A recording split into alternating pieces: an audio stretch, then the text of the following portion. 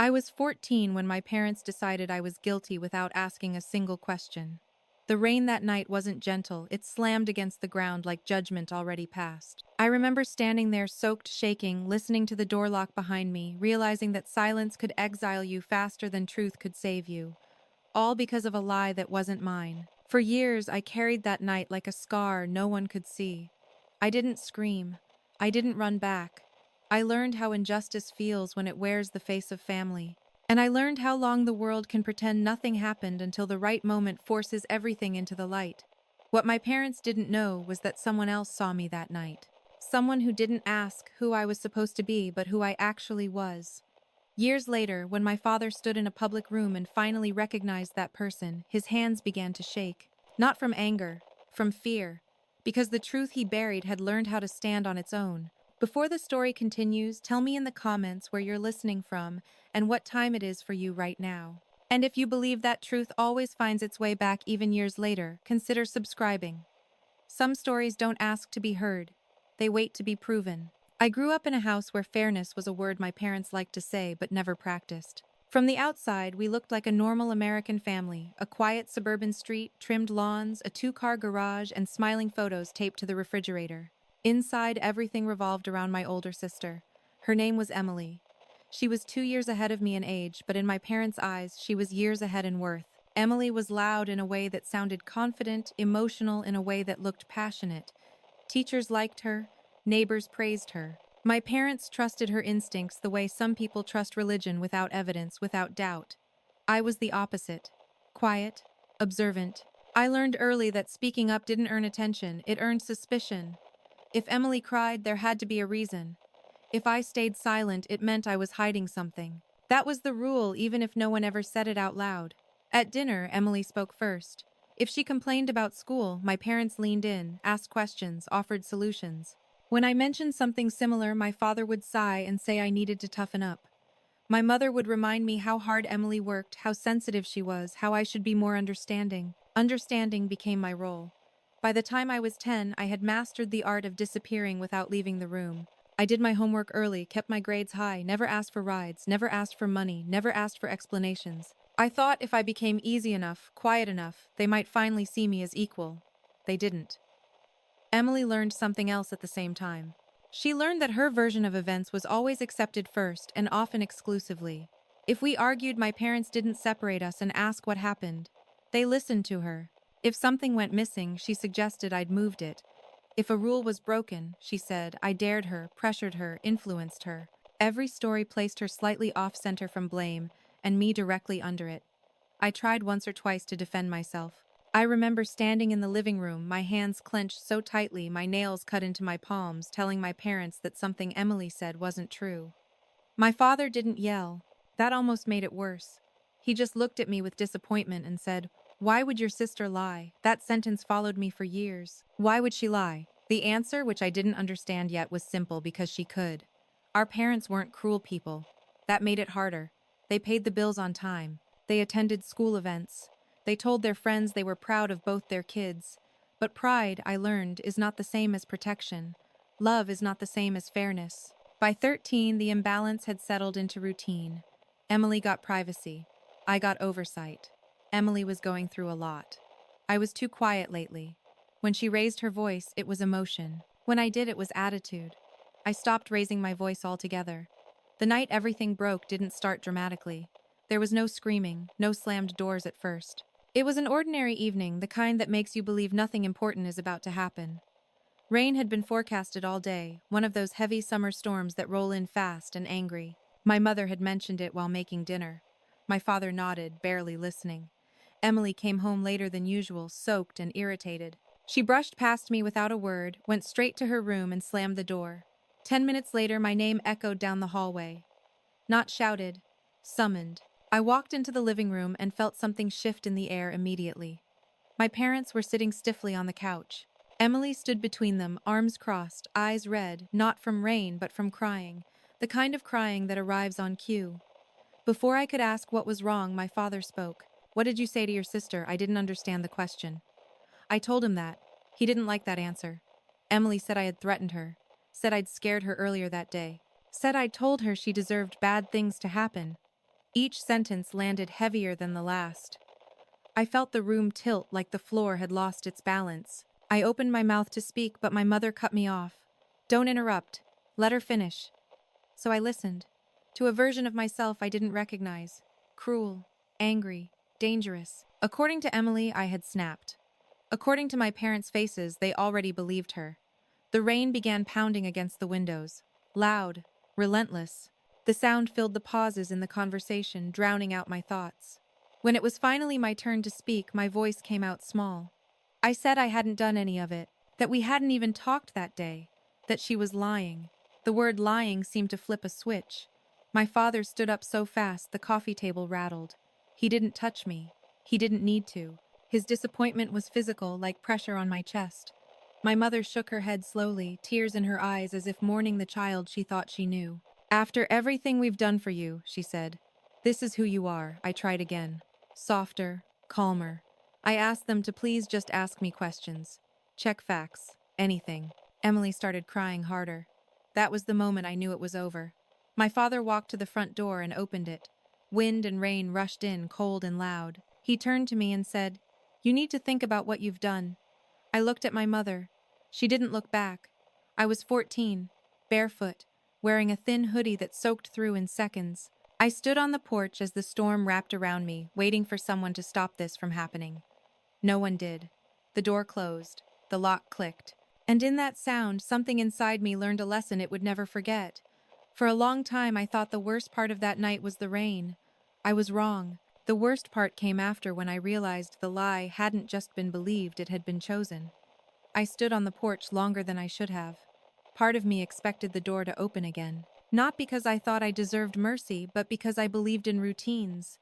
My parents always checked the locks twice. My mother always made sure everyone had a jacket. My father always hated unresolved conflict. Surely this was just a pause. A scare tactic.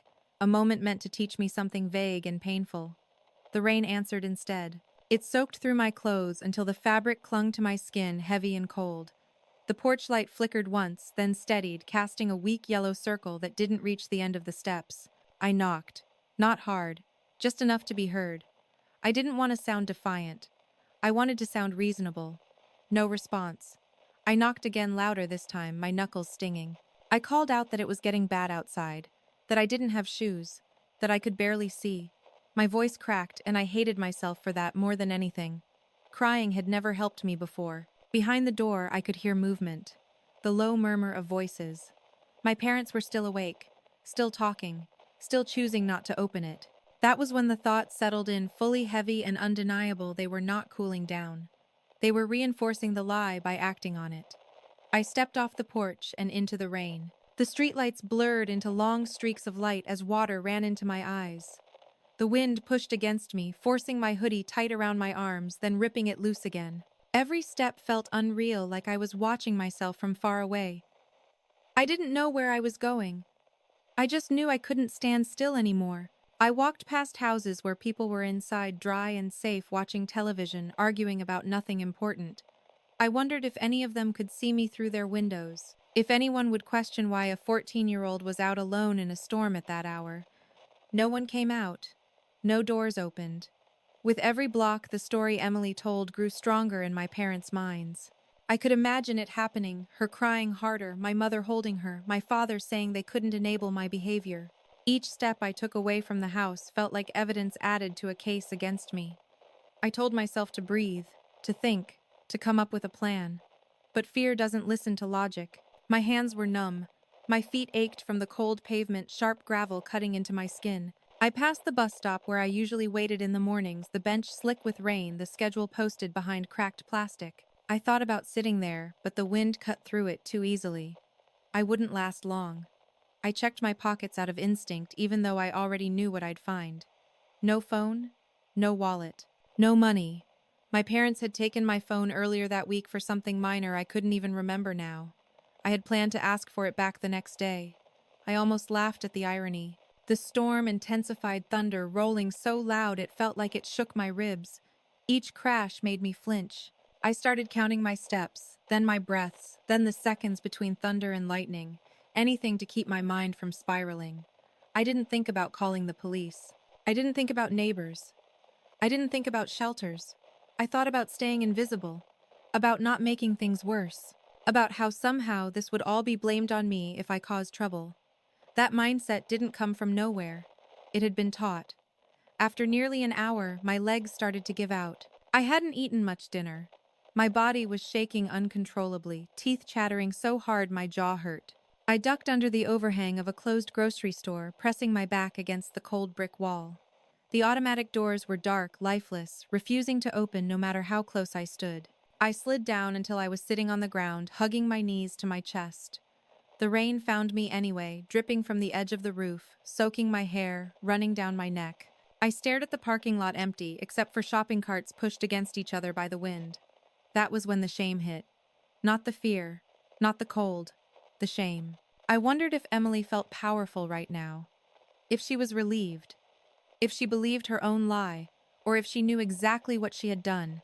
I wondered if my parents were proud of themselves for being firm, if they thought this would fix me. I told myself not to cry. I failed. The tears mixed with rain so no one could tell the difference even if they were looking. I pressed my forehead into my knees and tried to make myself smaller, quieter, easier to ignore skills I had perfected over years now serving me when I needed them least. Time lost meaning. Minutes stretched. My body felt heavy like it might stop responding if I asked too much of it. I thought about sleeping right there, just closing my eyes until the storm passed. The idea was tempting in a dangerous way. Then headlights cut through the rain. They moved slowly, deliberately, not like someone rushing home to get out of the weather. The car turned into the parking lot and stopped a few spaces away. I froze every instinct, screaming at me to disappear. The engine idled. A door opened. Footsteps approached, steady and unhurried. "Hey!" a voice called out. Not loud, not sharp, just present. "You okay there?" I didn't answer. Silence had always been safer. The footsteps stopped a few feet away. I could see shoes now solid and dry compared to mine. The person crouched down slightly so we were closer to eye level even though I still wouldn't look up. "You're not in trouble," the voice said. "I just need to know if you need help." Something about the way it was said, no accusation, no assumption, made my chest tighten painfully. I shook my head, even though it wasn't true. I didn't trust my voice. "All right," the voice replied calmly. "I'm going to stay right here for a second, okay?" They didn't reach for me. They didn't demand answers. They waited. And for the first time that night, the world didn't feel like it was pushing me away. It felt like it was holding its breath. The rain kept falling, but something had shifted. Not outside, inside me. The person stayed where they were, close enough to be real, far enough not to trap me. I could smell wet asphalt and something faintly metallic in the air. The parking lot lights hummed overhead, flickering as the storm rolled on. I stared at their shoes because it was easier than looking at a face that might expect something from me. "You're shaking," the voice said gently. "That's not a judgment. It's just an observation." I didn't respond. My teeth chattered so hard I was afraid they'd crack. "I'm going to take my jacket off and set it down here," the voice continued. "You don't have to take it if you don't want to." There was the sound of fabric, then a heavy jacket was placed on the wet ground a foot away from me. No sudden movements. No commands. I hated how much that mattered to me. Minutes passed like that. The storm roared. My body argued with my pride. Eventually, survival won. I reached for the jacket and pulled it around my shoulders. It was warm. Dry. The relief hit me so fast my eyes burned again. "Thank you," I whispered, barely audible. "You're welcome," the voice replied like it had been waiting for nothing else. Only then did I look up. The person was a man, maybe in his late 30s or early 40s. His expression wasn't soft in a sentimental way. It was steady, focused, like someone used to looking at chaos without flinching. His clothes were practical soaked but not sloppy, and there was something about the way he carried himself that suggested rules, systems, order. "What's your name?" he asked. I hesitated. Names felt dangerous. Names could be reported, repeated, twisted. But the cold was worse. I'm 14, I said instead. He nodded slowly. "All right, that tells me a lot already." He introduced himself first name only and explained that he'd noticed me sitting there when he drove by. He said it wasn't safe for a kid to be alone in weather like this. He said it plainly, like a fact, not a rebuke. "Are you hurt?" he asked. I shook my head, then paused. "My feet," I added almost apologetically. "They're bleeding a little." He didn't react dramatically. He glanced down, saw the red streaks mixing with rainwater on the concrete, and nodded once. Okay, he said. We'll take care of that. We. The word felt strange. He didn't ask why I was out there. Not yet. He asked if I could stand. I tried, nearly fell, and he caught me, not grabbing, just steadying my elbow until my balance came back. I stiffened automatically, bracing for something more. It didn't come. He led me to his car, opened the passenger door, and waited. I hesitated again, scanning the dark interior like it might hide consequences. He noticed. The door stays unlocked, he said. You can leave any time. That promise, small, specific, did more than any reassurance could have. I got in. The heater turned on, immediately blasting warm air that made my skin sting as feeling returned. I curled into the seat, clutching the jacket tighter. My muscles trembled violently, now reacting to safety the way they'd reacted to fear minutes earlier. He drove slowly, carefully, as if the road itself deserved respect. Windshield wipers fought the rain in a steady rhythm. For a while, neither of us spoke. Eventually, he asked, "Do your parents know where you are?" The question landed like a stone dropped into still water. I stared at my hands. They were red, scraped, shaking. "They told me to leave," I said. He didn't respond right away.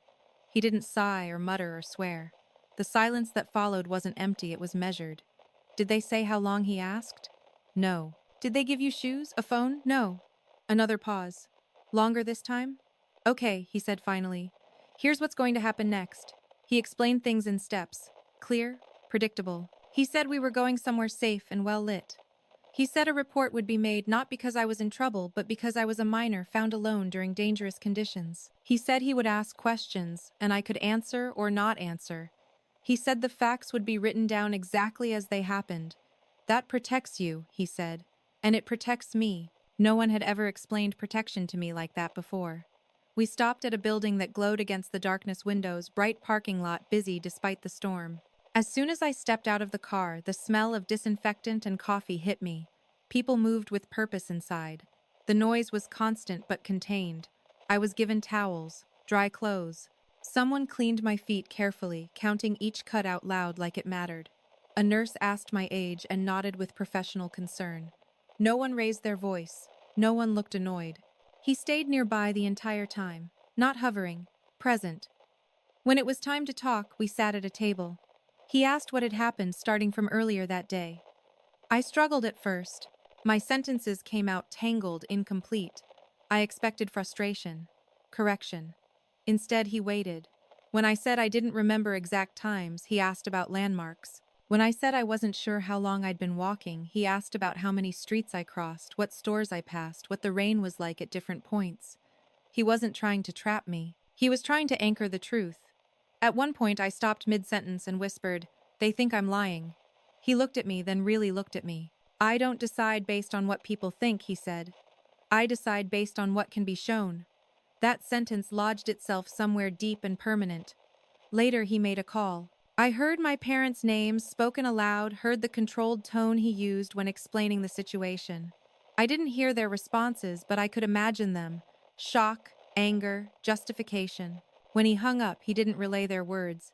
He just said, "We're going to take this one step at a time."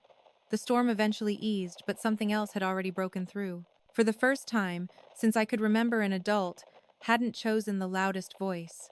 They had chosen the quietest facts. I didn't know then how important that night would become. I didn't know that it would follow all of us for years.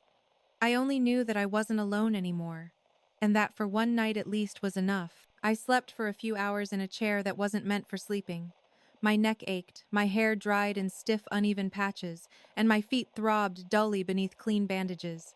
But I slept anyway, deeply, without dreams, the kind of sleep that only comes when your body believes for once that it doesn't have to stay alert. When I woke up, the storm was gone. Not just outside, inside too. The world felt quieter, like it had exhaled. Morning light filtered through high windows, pale and honest. The building was less crowded, now the energy calmer. People spoke in lower voices. Someone handed me a paper cup of water and a granola bar. I ate slowly, unsure if it was really allowed. The man who had found me the night before returned with a folder under his arm. He sat across from me at the same table, careful to keep the distance consistent. "I want to go over a few things from last night," he said. "Not to change anything, just to make sure it's accurate." He opened the folder. Inside were pages typed neat, precise. Dates, times, weather conditions, location, my name, my age, the condition I was found in. I stared at the words like they were proof I existed. He read sections aloud and paused after each one, giving me the chance to correct him. When I hesitated, he didn't rush me. When I said I wasn't sure, he marked it as such. No assumptions, no interpretations, just what could be confirmed. This part, he said, tapping a paragraph gently. You said your parents told you to leave the house. Did they give you any instructions about where to go? No, I said. Did they say when you could come back? No. He wrote it down exactly like that. He asked about Emily's accusation, careful with his wording. He didn't ask if she was lying. He asked what she claimed I had done, and what I remembered actually happening. The difference mattered. When I finished, my throat felt raw but lighter. All right, he said, closing the folder. Now I'm going to explain what happens next. He explained that my parents would be contacted again, that there would be follow-up, that my age and the circumstances made this a mandatory report. He said those words clearly, without threat or drama.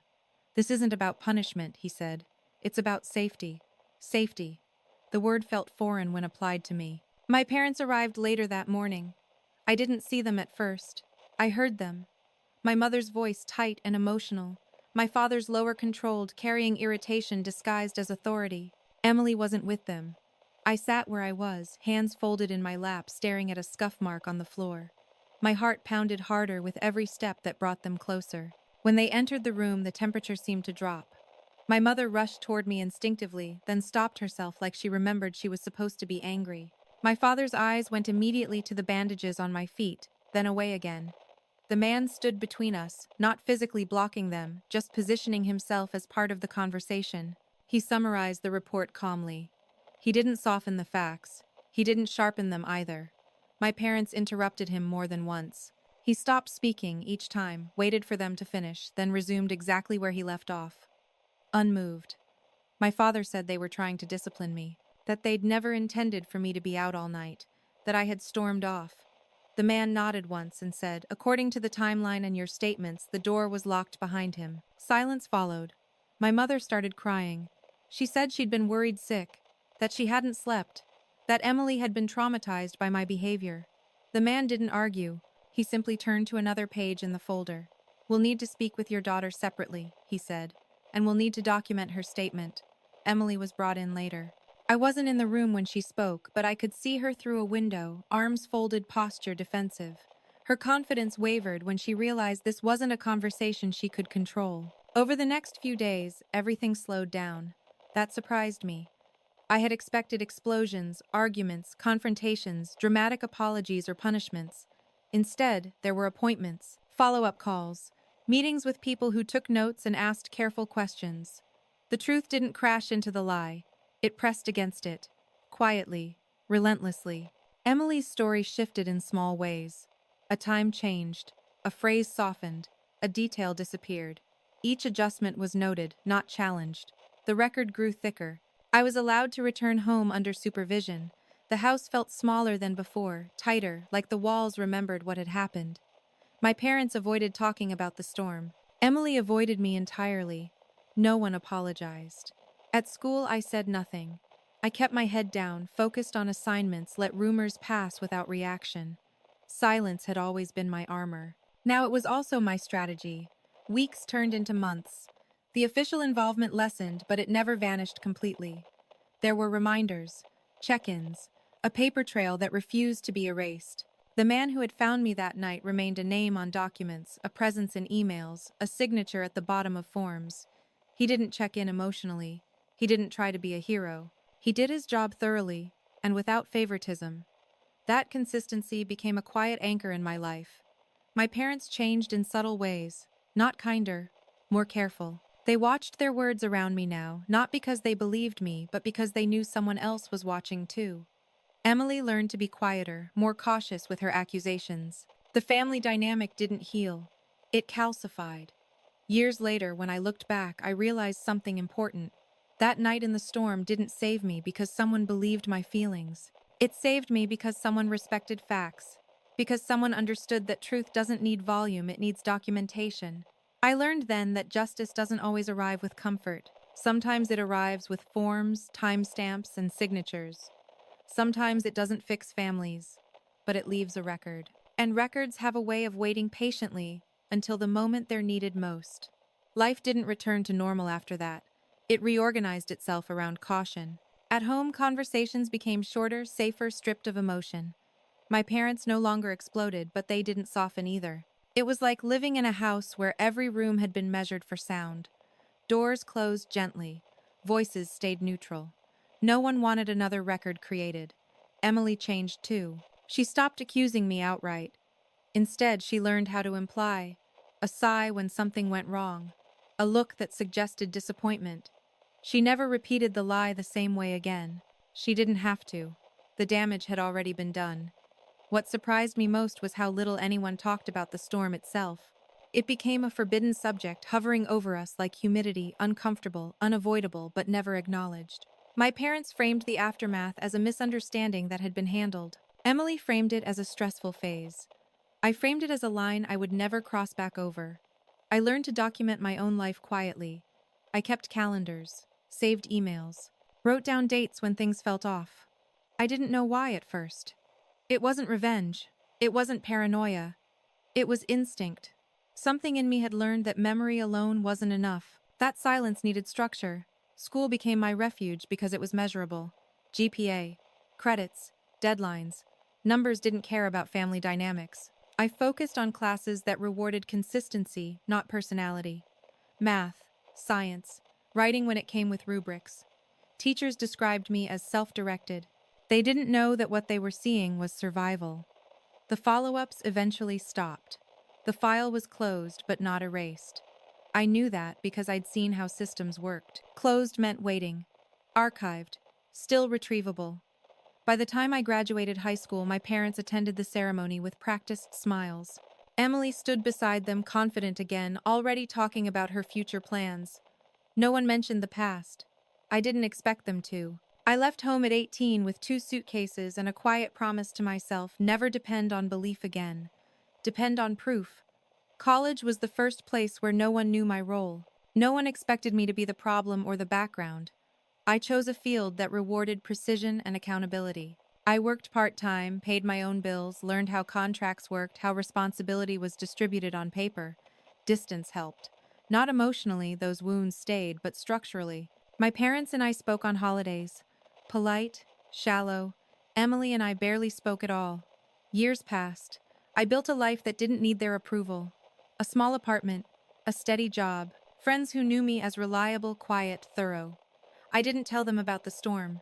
I didn't need to. That night lived in my posture and how I waited before answering questions and how I never assumed safety without confirmation. Then, almost a decade later, the past surfaced without warning. It started with an email forwarded to me by mistake. My father meant to send it to someone else. It referenced a review, an inquiry, language that felt formal, distant, serious. My name wasn't mentioned, but the timeline was unmistakable. I didn't respond.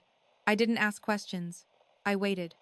Over the next few weeks, more signs appeared. My mother called and asked oddly specific questions about my whereabouts years ago. Emily sent a message that was too friendly, too sudden. My father left a voicemail asking to talk about something important. I let them sit. Eventually, a letter arrived, addressed to me directly. Official, neutral. It requested my presence at a proceeding, not as an accused party, as a witness. The document referenced an incident involving a minor left unattended during severe weather conditions. My age at the time was listed, the location, the date. Everything matched. I read the letter 3 times, my hands steady. This wasn't emotional. This wasn't personal. This was procedural. I agreed to appear. The day of the proceeding, I arrived early. The building was modern glass and steel designed to feel transparent. People moved through security calmly. I sat on a bench and watched them, feeling oddly detached from my own body. When my parents arrived, I saw it immediately, the confusion, the tension. My father's posture stiffened when he noticed me. My mother avoided my eyes. Emily wasn't with them yet. We didn't speak. Inside the room, everything was orderly. Names were called. Documents were distributed. The air felt heavy with anticipation, but no one raised their voice. This wasn't about drama. It was about records catching up with people. When the case summary was read, the night of the storm was described clinically: wind speeds, rainfall levels, response times. A miner found barefoot hypothermic with lacerations to the feet. A locked residence. Statements given. No adjectives. No judgments. My father shifted in his seat. I noticed because his movement was the only irregularity in the room. His hands rested on the table, fingers interlaced tightly, knuckles pale. Then a name was mentioned. The man who had found me that night. Not as a rescuer, as a professional. His role had expanded since then. His authority now extended beyond that parking lot, beyond that storm. I didn't look at my father at first. I didn't need to. I felt the moment land like a weight. When I finally turned my head, I saw it, the recognition. His eyes widened slightly. His mouth opened, then closed. His hands began to shake. Not violently, subtly. Enough to be undeniable. The truth didn't accuse him. It didn't glare. It sat there on paper, waiting to be acknowledged. Waiting patiently the way it always had. Emily arrived late. She looked confident until she read the documents. Until she realized this wasn't a conversation she could steer. Her posture changed. Her voice when she spoke lacked its old certainty. The inconsistencies were presented one by one, not aggressively, methodically, each variation from her original account noted, each revision time-stamped. No one called her a liar. They didn't have to. When I was asked to speak, I did so briefly. I confirmed the facts. I answered questions clearly. I didn't add emotion. I didn't tell my story. I didn't need to. My father didn't look at me again after that. He stared at the table, at his hands, at the evidence of a choice made years ago finally standing in front of him. Justice didn't arrive as vindication. It arrived as inevitability. And in that room, surrounded by strangers and documents, I understood something with absolute clarity. Silence had never made me weak. It had made the truth stronger. The proceeding didn't end with a verdict that day. It recessed like so many things in my life, had paused, suspended, waiting for the next document to surface. People gathered their folders. Chairs scraped softly against the floor. Conversations started in low, controlled tones. My parents stood up slowly. My mother reached for my father's arm out of habit, then stopped herself when she noticed his hands were still trembling. Emily stared straight ahead, jaw tight, eyes unfocused, as if looking at the room would make it real. No one spoke to me. That wasn't new. But this time the silence felt different. It wasn't dismissal. It was distance created by facts. Outside the building, the air was crisp, clear, nothing like the storm from years ago. I stood on the steps and breathed deeply, grounding myself. I hadn't felt adrenaline during the hearing. Now it arrived all at once, buzzing under my skin. My father finally approached me. Slowly, carefully, like someone approaching a fragile object they weren't sure they were allowed to touch. "We should talk," he said. Not "I'm sorry," not "I was wrong," just an attempt to reclaim control over the narrative. "I'm here as required," I replied. My voice was calm, steady. "That's all." His face tightened, not in anger, but in something closer to confusion. He had always expected confrontation to look louder. My mother stood a few steps behind him, eyes glossy. She looked older than I remembered, smaller. For a moment I wondered if I should feel something: pity, sympathy, regret. I didn't. Emily emerged, then her expression guarded. She didn't look at me. She didn't need to. She knew what was coming next. The follow-up sessions began weeks later. Each one peeled back another layer of the past. Old school records were reviewed. Email exchanges. Notes from that night that had been archived and preserved longer than anyone expected. What struck me wasn't how wrong my parents had been. It was how certain they'd felt at the time. Certainty leaves a trail, and trails are easy to follow. The authority figures involved never raised their voices. They never accused. They simply asked the same questions again and again, watching for drift. My parents' answers stayed mostly consistent. Emily's didn't. She wasn't dramatic about it. She didn't break down. She tried to intellectualize her changes: memory distortion, emotional stress, misunderstanding. Each explanation was noted. Each inconsistency stacked neatly on top of the last. At no point did anyone ask me how it felt. I appreciated that. Feelings complicate things. Facts don't. I was asked to submit a written statement summarizing my experience. I did, keeping it concise. Dates, locations, actions. I resisted the urge to describe fear, loneliness, betrayal. Those things couldn't be measured, and I had learned long ago what systems respect. My father submitted his own statement. I didn't read it. I didn't need to. I knew what it would say: intentions, misunderstandings, parenting challenges. Language that spread responsibility thin enough that it disappeared. Emily's statement came last. It was long, defensive, carefully worded. She didn't admit to lying. She admitted to exaggerating under stress. The difference mattered to her. It didn't matter to the record. The consequences unfolded quietly. There were no handcuffs, no dramatic removals, just findings, notes, determinations that would follow my parents and my sister in ways they hadn't anticipated: background checks, professional disclosures, reputational questions that didn't go away just because time had passed. My father's workplace was notified, not publicly, officially. My mother withdrew from a community role shortly after citing personal reasons. Emily's opportunities narrowed subtly doors that didn't open as easily as they once had. None of it felt like revenge. It felt like gravity. At home, what used to be home, the atmosphere fractured completely. My parents stopped pretending unity was possible. My mother oscillated between guilt and defensiveness. My father grew quieter, more withdrawn, his confidence eroded by the realization that authority doesn't survive documentation. Emily avoided everyone. She sent me a message one night. Just a few lines. She said she'd never meant for things to go that far. That she'd been young too.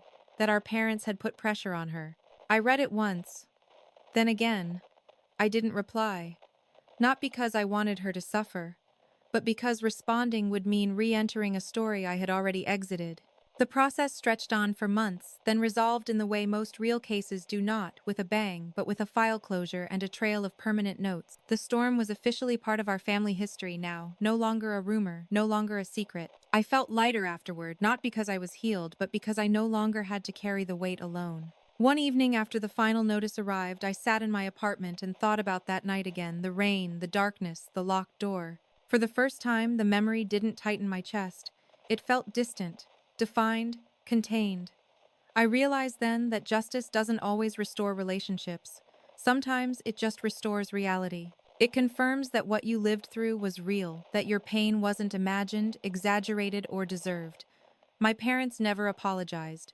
Not properly, not fully. My father tried once weeks later, stumbling over words that sounded more like regret for consequences than remorse for choices.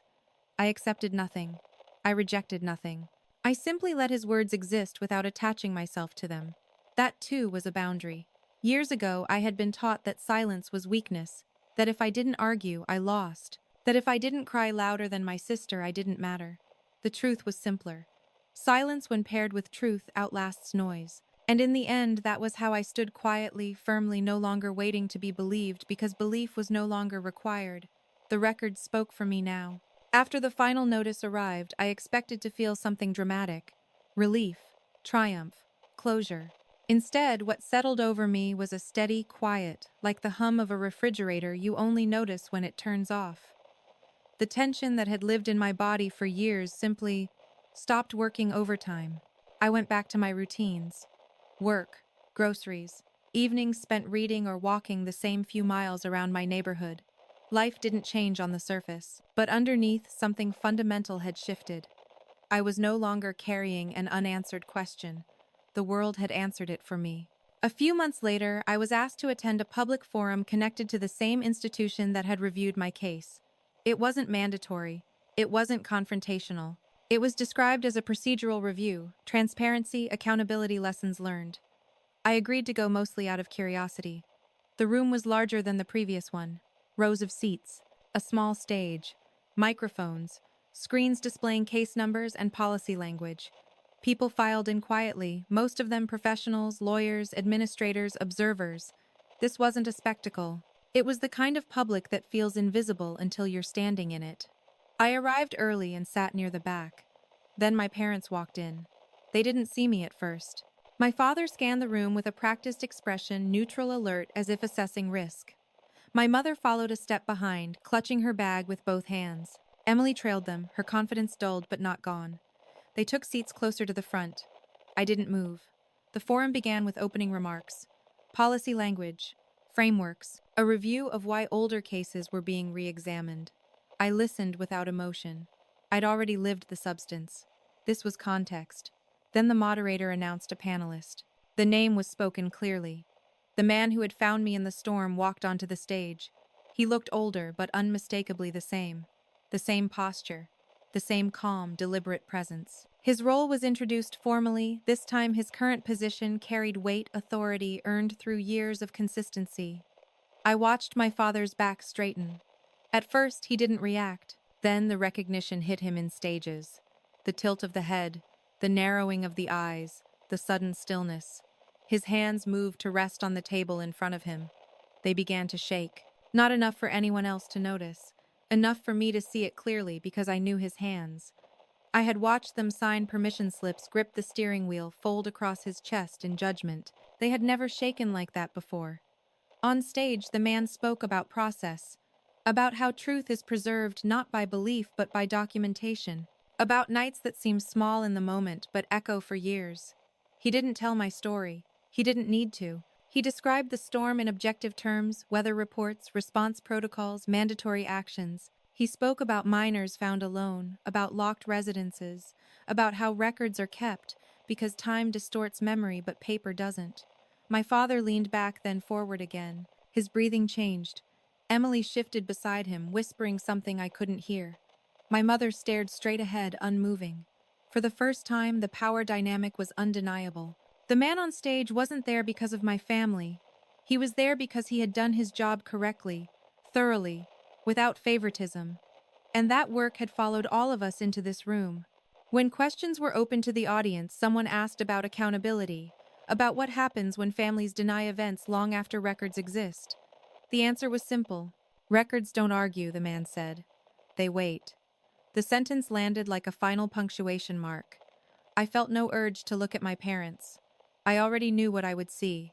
Confusion, fear, the slow collapse of a narrative that had protected them for years. After the forum ended, people stood and talked in clusters. Business cards exchanged hands.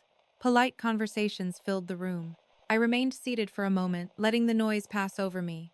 My father stood up abruptly, knocking his chair back. He turned, scanning the room frantically now until his eyes met mine. The moment stretched. There it was, the full recognition, not just of me, of the night, of the man on stage, of the consequences that had followed him into public view. He walked toward me, stopped halfway, then continued. His face had lost its color. I didn't know, he said. The words came out hoarse. I didn't know. You knew, I replied quietly. You just chose differently. He opened his mouth to respond. Nothing came out. Emily stood a few feet behind him, frozen. My mother hovered, torn between reaching for him and retreating entirely. I didn't come here for this, I said. I came because I was asked. Just like you. My father's shoulders sagged. The shaking returned stronger now. I never thought he began. I know, I said. That's the problem. I stood up then. Not dramatically, just decisively. I walked past them through the doors into the clean afternoon light. Behind me, the room continued its low hum of conversation. Systems moving forward. Records filing themselves into permanence. I didn't look back. Because I didn't need to anymore. The person who had saved me all those years ago hadn't done it with emotion or heroics. He had done it with consistency, with structure, with the understanding that truth doesn't need witnesses if it has time. And now time had finished its work. I thought leaving the building would be the end of it. Endings, I've learned, rarely announce themselves. They circle back quietly, asking if you're paying attention. 2 days after the forum, my father called me. Not a voicemail, not a text, a call. I stared at my phone as it vibrated on the table, feeling nothing but a mild curiosity. When I answered, I didn't say hello. I need to see you, he said. His voice sounded unfamiliar, thinner, stripped of authority. In person. I considered declining. I didn't owe him anything, but there was a practical part of me that recognized unfinished business when it appeared. I agreed to meet him in a public place mid-afternoon, somewhere neutral. He arrived early. That alone told me everything. He sat across from me at a small table by the window, hands folded tightly the same way they had been at the forum. He hadn't ordered anything. When I sat down, he looked up like he'd been bracing himself for impact. I didn't know, he said again. It was becoming a refrain. I didn't know it would follow us like this. I waited. He cleared his throat. I thought, I thought it was over. Handled. You came home. Things went back to normal. They went back to your normal, I said. Not mine. He nodded too quickly. I know that now. The silence stretched. Outside, people passed the window, unaware of the reckoning happening inches away from their routine lives. I saw him on that stage, my father continued, and it all came back. That night. The rain, the report, the way he spoke to me like I was someone he needed to manage. You were, I said. His hands began to shake again. This time he didn't try to hide it. I told myself you'd be fine, he said. That you were strong. Quiet kids always are. I leaned back in my chair. Quiet kids learn to be quiet because loud doesn't work. He closed his eyes. When he opened them, they were wet. I noticed the detail without reacting to it. I failed you, he said. The words hung there fragile. I didn't rush to accept them. I didn't reject them either. Failure isn't the same as harm, I said. You did both. He flinched not because I raised my voice, but because I didn't. We talked for over an hour. Or rather, he talked. He explained his thinking back then. His trust in Emily. His belief that discipline was the same as correction. His fear of admitting he might have been wrong. I thought questioning her would break the family, he said. It did anyway, I replied. At one point, he asked me what he could do now. The question felt almost surreal, like it belonged to another life. There's nothing to fix, I said. There's only what you choose to carry forward. He nodded slowly, absorbing that. When we stood to leave, he hesitated. Can we try to have some kind of relationship? I looked at him, really looked at him. The man who had locked the door. The man whose hands shook now because the truth had finally introduced itself properly. Maybe someday, I said. But not because you're afraid anymore. Only if you understand. He didn't ask what I meant. That was progress. A week later, Emily reached out again. This time she asked to meet. I agreed for the same reason I'd agreed to see my father. Clarity is easier to maintain when you face things directly. She chose the location. Another public place. She arrived late, flustered, defensive, even in apology. I never meant for it to get that far, she said almost immediately. You have to believe me. I didn't interrupt. I was scared, she continued. Mom and Dad expected so much from me. I didn't know how to admit I'd messed up, so I said what I said. I thought they'd handle it. I didn't think they'd lock me out, I asked calmly. She winced. No, I didn't think they'd take it that far. They didn't think either, I said. That's the common thread. She looked down at her hands. I'm sorry. I let the apology exist without rushing to shape it into forgiveness. I'm not here to punish you, I said. And I'm not here to comfort you. I'm here so we're clear. She looked up.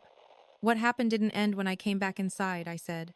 It followed me into how I trust people, how I speak, how I plan. That's not something an apology repairs. She nodded, tears sliding down her cheeks now. Real ones, maybe. It didn't matter. I hope you're better now, she said quietly. I'm honest now, I replied. That's better. After that, the family communication slowed naturally. Not abruptly, not angrily. It just thinned, like a tide receding without drama. I didn't feel victorious. I felt settled. The real climax hadn't been the forum or the shaking hands. It had been this speaking plainly, without needing to be believed, without needing agreement, without waiting for permission. The truth had already done its work. These conversations were just echoes. That night I went for a long walk. The sky was clear. No rain. I passed familiar streets, counted my steps out of habit, then stopped when I realized I didn't need to anymore. I wasn't 14. I wasn't barefoot. I wasn't waiting in the dark for someone to open a door. I had walked into the truth and stood there long enough for others to feel its weight. And when I finally turned back toward home, my steps were steady, not because the past had changed, but because it no longer controlled where I stood. The consequences didn't arrive all at once. They never do. They unfolded quietly, threaded through ordinary days, settling into places my parents and my sister had once assumed were permanent. My father's professional life was the first to change in visible ways. He didn't lose his job overnight. There was no dramatic firing, no public scandal splashed across headlines. Instead, there were meetings that lasted longer than expected. Projects reassigned without explanation. Invitations that stopped arriving. The kind of professional erosion that doesn't announce itself but leaves unmistakable evidence if you're paying attention. He told me about it during one of our infrequent calls, not to complain but to confess. They don't look at me the same way, he said. They're polite. But it's different now. It should be, I replied. He didn't argue. My mother withdrew from her social world in a way that felt deliberate. Committees she'd once chaired were handed over to others. Community roles she'd spoken about with pride were quietly vacated. When people asked questions, she offered vague answers about needing time, about priorities shifting. What she didn't say was that the record followed her too. Emily's consequences were the most subtle and the most lasting. Opportunities she expected didn't materialize. Recommendations came back lukewarm. Interviews ended without callbacks. No one accused her outright. No one needed to. The inconsistencies attached to her name like fine print. She tried at first to outrun it. New circles, new plans, but the past has a way of being patient. Through all of it, I remained on the periphery, observing, not interfering, not celebrating. People sometimes imagine justice as a moment of satisfaction, a rush of vindication that makes the pain worthwhile. That wasn't my experience. What I felt was something quieter, something steadier. I felt seen by the system, not by my family. And that distinction mattered more than I had ever expected. One afternoon, months after the final determinations, I received an email from the man who had found me in the storm all those years ago. It was brief, professional. He thanked me for my cooperation during the review process and wished me well. That was all. I stared at the message for a long time before replying. When I did, I kept it simple. I thanked him for doing his job the way he had, for writing things down, for waiting. He never responded. He didn't need to. That night I thought about the version of myself my parents had believed in, the one Emily invented. Angry, dangerous, unstable. I wondered how different my life might have been if I had tried harder to fight that image back then. If I had screamed louder, broken something, forced attention. I realized something then that I wish I'd known at 14. Fighting would have only given them noise to point at. Silence paired with consistency had given me time. The final administrative meeting happened without me. I didn't need to be there anymore. The facts had settled. The outcomes were documented. The case closed, not with emotion, but with conclusions. When my father told me it was officially over, I nodded on the other end of the phone. For them, I said. Not for me. He understood. We didn't talk for a while after that. Not out of anger. Out of necessity. Distance wasn't punishment, it was maintenance. I focused on my own life again. On work that valued precision. On relationships built slowly, with trust earned through patterns, not promises. I learned to recognize safety not by how it felt in the moment, but by how it behaved over time. Every now and then, the memory of the storm resurfaced unexpectedly. The sound of heavy rain at night, the smell of wet pavement. For a while, those things still tightened my chest, but gradually, they lost their power. One evening, during a particularly loud downpour, I stood by my window and watched the rain streak down the glass. I remembered being 14, soaked to the bone, convinced I deserved to be abandoned. I said the words out loud, then quietly to the empty room. I didn't. It wasn't dramatic. It wasn't cathartic. It was factual.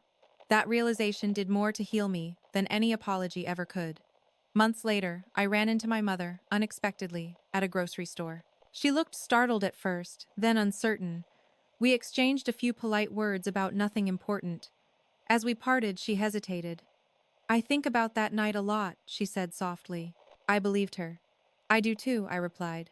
"That's why I don't pretend it didn't matter." She nodded, eyes downcast. That was all.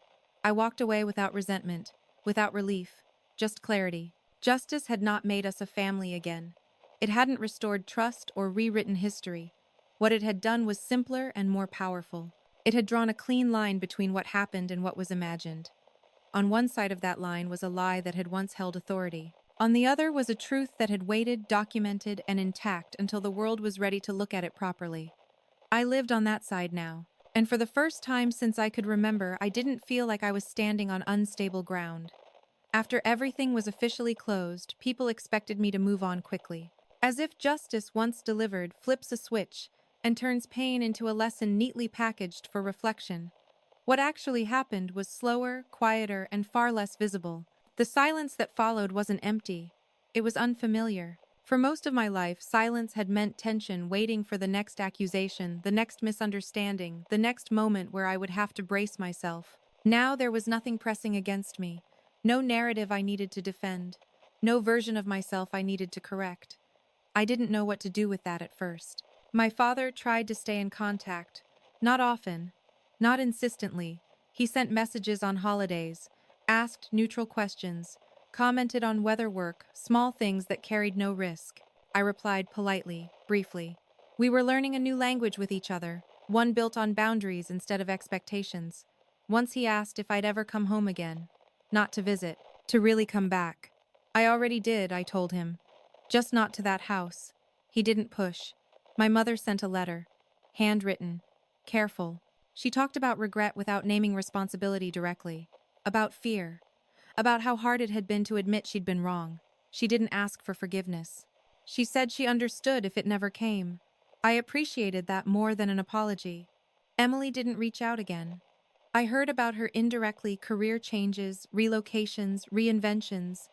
She was always starting over somewhere new. That felt appropriate. Some people spend their lives outrunning a single moment. I wasn't interested in chasing her. What surprised me most was how my own habits began to change once I no longer needed them. I stopped recording everything obsessively. I didn't reread old emails anymore. I noticed that I answered questions faster without rehearsing multiple versions of the truth in my head. Trust, I learned, isn't something you grant. It's something your body allows when it no longer expects danger. Therapy helped not because it unearthed anything new, but because it gave language to what had already settled inside me. My therapist once asked what justice had given me. I thought about it for a long time before answering. Accuracy, I said. About my life. That accuracy made room for things I hadn't had space for before. Friendships deepened. I let people see uncertainty instead of competence all the time. I allowed myself to ask for help without assuming it would be used against me. One evening, years after the storm, I attended a small gathering at a friend's place. It started raining unexpectedly heavy, loud, the kind of rain that would have once sent my heart racing. I noticed it. Then I noticed that my body didn't react the way it used to. No tightening. No panic. Just awareness. Someone joked about the weather. Someone else turned up the music. Life continued. I stepped outside for a moment, standing under the awning, letting the rain hit the ground a few feet away. I watched it without flinching. That was when I knew something had truly ended. Not the memory, the power it held. Later that night, my phone buzzed with a message from my father. A single line, "I'm proud of you." I read it once, then again. For years, I had wanted those words so badly, I could feel the absence of them like a physical ache. Now they arrived quietly, without ceremony, long after they could change anything. I didn't reply right away. When I did hours later, I wrote, "I hope you're learning how to be proud for the right reasons." It was the most honest response I could give. I've thought often about the person who saved me that night, not in a dramatic way, but in a grounded one. He didn't rescue me by carrying me out of danger. He rescued me by refusing to distort reality. By understanding that fairness isn't about balance, it's about accuracy. He never checked in emotionally, never followed up personally. He trusted the system he helped build to do what it was designed to do, even if it took years. That trust changed my life. People sometimes ask why I never confronted my parents more aggressively, why I didn't demand apologies or closure or reconciliation. The answer is simple. I didn't need them to admit the truth once the truth had learned how to stand on its own. Closure didn't come from hearing the right words. It came from no longer needing to hear anything at all. The storm that night could have ended me in ways far worse than abandonment. Instead, it marked the beginning of something I couldn't see at 14, a long, quiet process where truth outlasted comfort and patience proved stronger than protest. I didn't win by convincing anyone. I won by surviving long enough for the truth to arrive without me carrying it alone. There's a strange moment that comes after a long injustice finally ends. Not relief. Relief is loud. This moment is quieter than that. It's the realization that you are no longer bracing for impact. I noticed it one morning while standing in line for coffee. Someone behind me raised their voice in frustration at a delay. The sound was sharp, sudden. Years ago, my shoulders would have tightened instantly. My mind would have started preparing explanations, defenses, exits. This time, nothing happened. My body stayed where it was. That's when I understood something fundamental had changed. Not externally, internally. The part of me that had always been waiting for accusation had finally stood down. I thought about the 14-year-old version of myself, often after that. Not with pity, and not with anger. With respect. He had endured something that should have broken him not because he was strong in the way people like to romanticize, but because he learned when not to fight. At the time, I thought silence was submission. Now I know it was strategy, even if I didn't consciously choose it. I survived by not feeding the lie the attention it needed to grow. The world eventually did the rest. My parents faded into the background of my life, not dramatically, not cruelly. They became distant relatives instead of emotional authorities. My father tried in his own limited way to understand what he had done. Sometimes he succeeded. Often he didn't. But that stopped being my responsibility. I didn't need them to carry my pain correctly. I needed them to stop carrying it at all. One afternoon, I sorted through old documents, leases, contracts, tax forms. At the bottom of a box, I found copies of papers from years ago.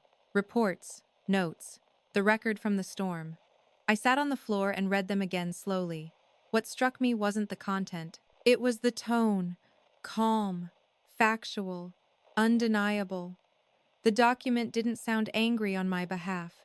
It didn't sound sympathetic either. It sounded certain. That certainty had carried me when nothing else could. I realized then that the man who saved me that night hadn't done it by being kind, though he was. He hadn't done it by believing me, though he listened. He had done it by refusing to distort reality for the comfort of others. That kind of integrity is rare and powerful.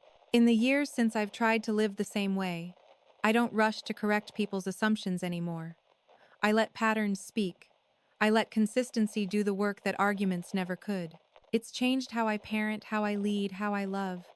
I understand now that justice doesn't always look like restoration.